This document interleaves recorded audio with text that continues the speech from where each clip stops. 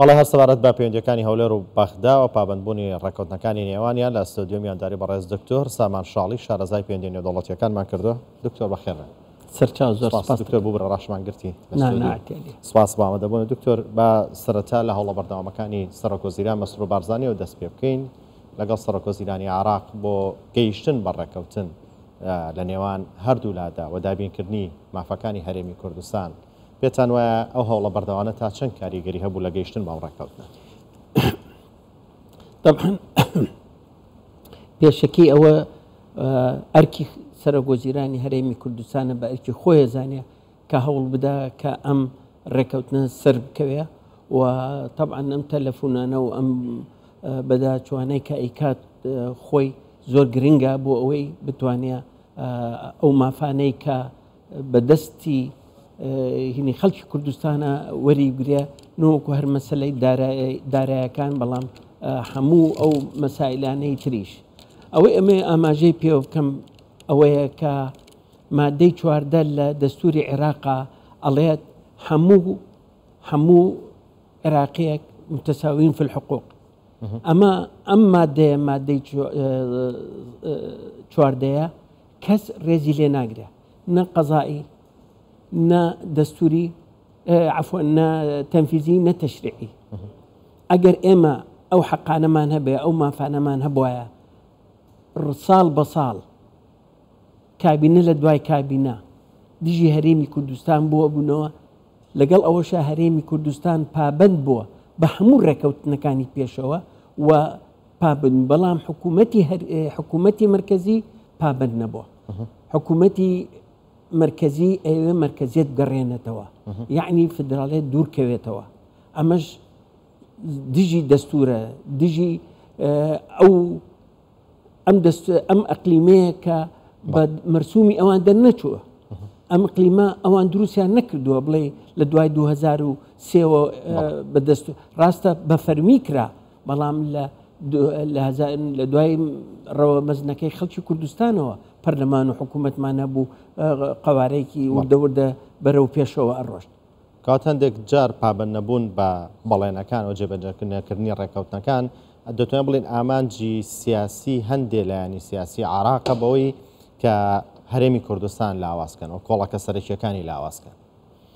بەڵێ خۆی ئەوان بەداخەوە ئەوان ئیسیفادە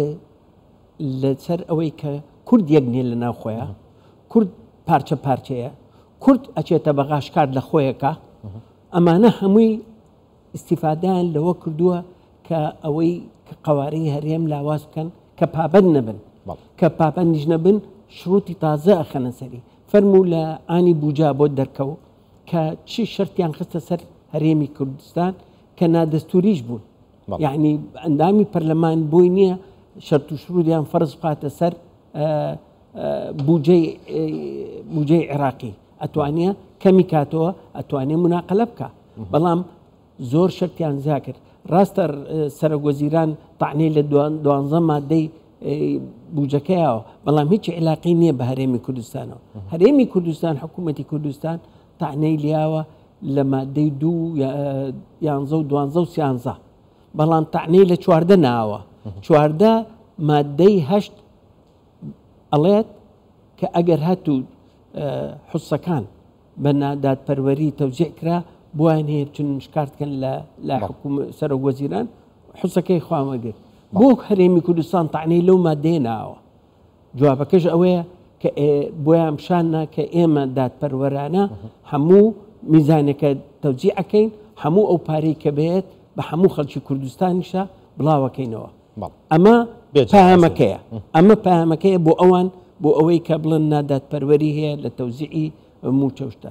ئەو نەبوونی یەکریزیە وای لێ کردووە کە حکوومەتی عێراق پابند نەبێ. ئەم کۆبوونەوەی دوێنێ شەوکە کرا لەگەڵ وەفدی تەکنیکیە سەعادیەکوونی بەیانی ئەو بەیانە کە دەرچوو لە شاندی هەرێمی کوردستانەوە بەیانێکی دڵخۆشکەرە خەڵکەکە، بەڵام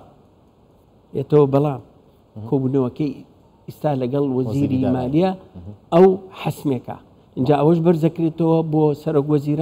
سەرۆکوەزیران ئیمزایەکات، اینجا پارەکەیە، یعنی 2 مەرحەلە ماوە. وەزیری مالیە دائیمەن طبعا أو ل 2003 حكمي وزارة مالية تاكم أو كاتش وزير نبود صلاتي هرب تاكم بوبا وزيريش هر خويد صلاتي هبوا شي تازه هنا تبيشو حتى كم بحثي شتيب كم مقايا كبو لسر أوي داهاتی دەستوری نانەوتیەکان چین چیە ئەوەی کە نان فدرالیە با من ئەمریکاتان بۆ بێنمەوەکو میسالێک ئەمریکا لە پارە دوو نوع لە ویلایەتەکان وەرەگرێ ئەوش فدرالیە لە ویلایەتەکان دوو نوع باجەیە خەڵک باجی فدرالی هەیە و باجی ویلایەتەکەیە باجی فدرالی ئەمریکا لە هەموو ویلایەتەکانی ئەمریکا 4.1 تریلیۆن دۆلاری کۆ کردوتەوە 2.7 تریلیۆنی لە چی لە زەریبەی خەڵک لە موچیان و لە شتیان لەوەی وەرگرتوتەوە باقیشی لە شەریکات و ئەوانە وەرەگرێتەوە یعنی حکوومەتی ئەمریکا لەسەر چی ئەجی زڕائب وەکو زۆربەی وڵاتانی ئەوروپا وەکو ئەوەی کە ئەیە لە ویلایەتەکەم خەڵکەکە چی ئەیە دوو زەریبەیە وتم زەریبەیەک ئەیە بە حکوومەت و زەریبەیەکی داخلیشە ئەو زەریبە داخلیە لێکە و بۆ سەیدەیە بەڵام زەریبەی حکوومەت لە سەیدە و دەست پێکا بۆ 137 احتیمال دەکات لەسەر وارداتی ئەو کەسە یان ئەو عائیلەیە کەواتە ئەوانی تریشی هەمووی بۆ ویلایەتەکە ئەمێنێتەوە ویلایەتەکە کاری پێەکە هەرچی وەکو داهاتی ناخۆی خۆی داخۆی نابێ بڕاتەوە بۆ مرکز ئێستا حکوومەتی عێراقی داوای لە 100% داهاتی نانەوتی لە ئەوە جارێ شتیچکە و نۆکو هەر داواشی کردوتەوە ئەڵە بە ڕقەمیش قبوڵی ناکەم ئەبێ بێتم لای من خۆمەتان نەمەوە دوای لە 150 گەڕێنمەوە یعنی ئەمە هێجگاری قوارەی هەرێمی کوردستان ئەیانەیە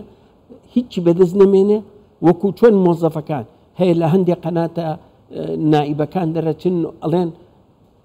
هەرێمی کوردستان قبولی نەکردو کە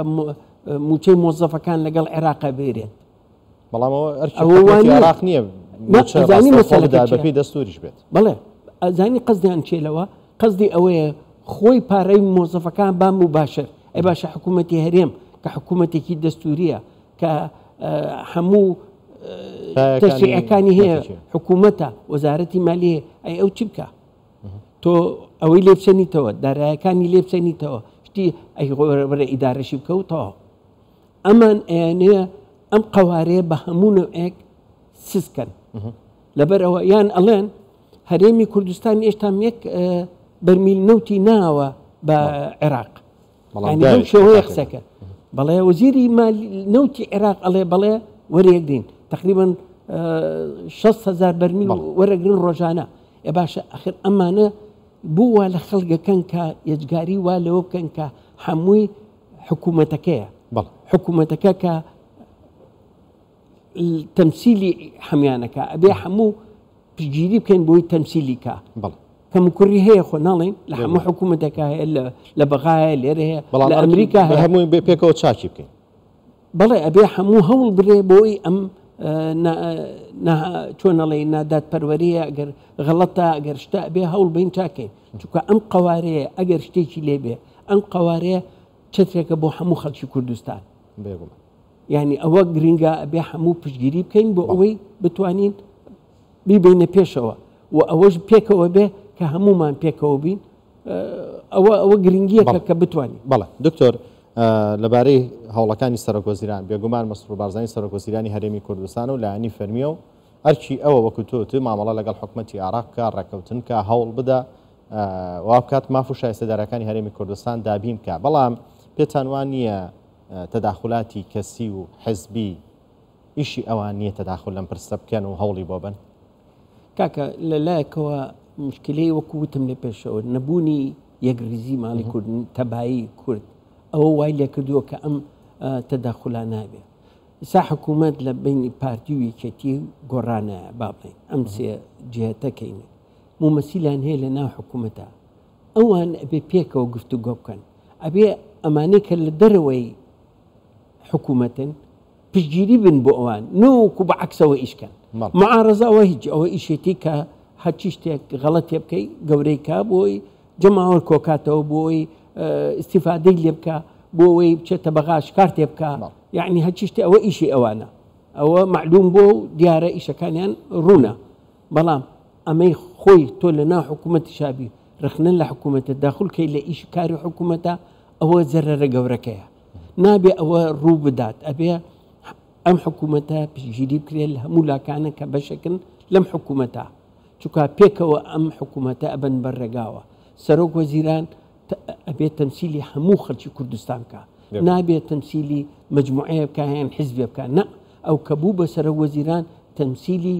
خەڵکی کوردستانەکە نەوەکو تەمسیلی ئەو حیزبەکە کە لێوێ هاتۆ یان جێگرەکەی یان وەزیرەکان ئەبێ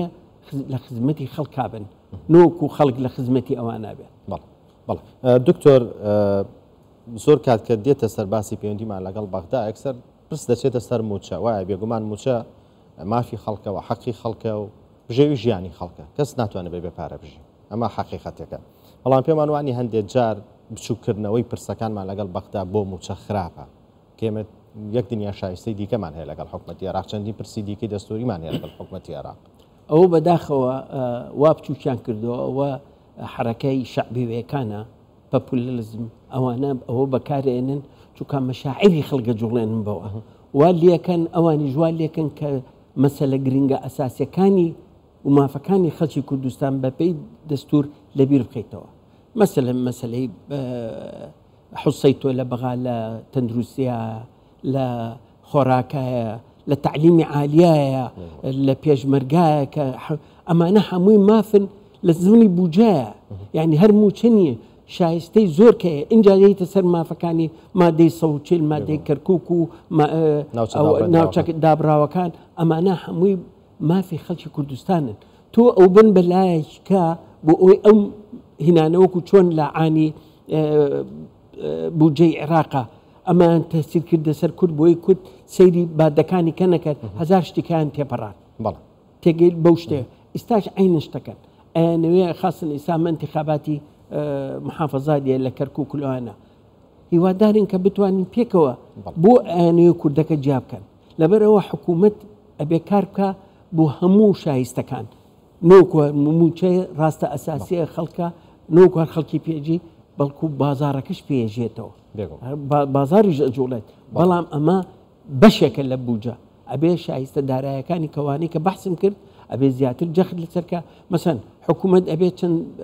پەنداوێک دروستکات ئەمە ڕئیسیە ئەو جادە دەولیانێکە ڕەبتەکە ئەبێ حکوومەتی عێراق بیکە نۆکو حکوومەتی هەرێم چونکە ئەوە خەتی استراتیجین ئەم خەتانە ئەم دەواازانێکە ئەبێ هەموو ئەوان بکەن بەڵام خۆمانێکین ئەمە هەمووی لە بوجەی هەرێمی کوردستان دەرەچێت بەڕێز دکتۆر سامان شاڵی شارەزای پەیوەندی نێودەوڵەتیەکان لە ستودیۆ ئامادە بوویت سوپاس بە شرەفەکانە دکتۆر بەخێراتی سەرچاو سوپاس.